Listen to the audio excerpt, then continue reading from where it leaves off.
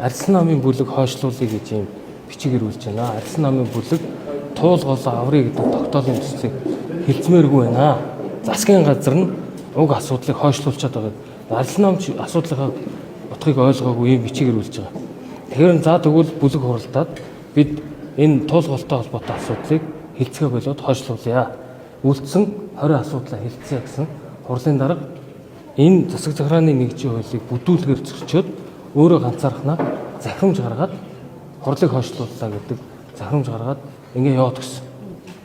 Тэгээд сая энд нийслэлийн иргэдийн төлөөлөгчдийн хурлын учаад төлөөлөгчд өдөр тэр захирамж хууль бус захирамж ганцаараа хурлыг ингэ бүхэлдээ төлөөлөхгүй. Засаг захиргааны нутаг дэвсгэрийн нэгж түүний удирдлагын тухай хуулийн 46 дугаар зүйлийн 3-т 3 үндсэн нөхцөл дурдсан хурлыг хийх. Нэгд нь нийт төлөөлөгчдийн 3-1-ээс доош хүн шаардсанаар ээлж тус хурлыг зарлаж болно. Хоёрт нь зөвлөл зарлаж болно. Гуравт нь хурлын дарга зарлаж болно гэж энэ 3 зохицуулт байгаа.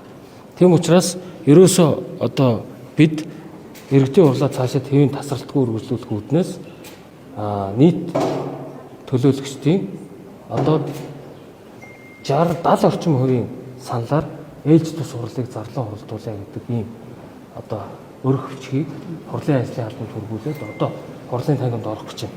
Харамсалтай нь манай энэ хурлын дарга маань одоо ерөөсөө хууль зөрчөөд болж өгөхгүй. Энэ танхимын бүх микрофон бусад техник хэрэгслүүдийг салгачих. За одоо энд бид нар ийм зөөврийн одоо микрофон ашиглаж хурлаа хуралдуулъя. 30 одоогийн байдлаар 30 гаруй хүн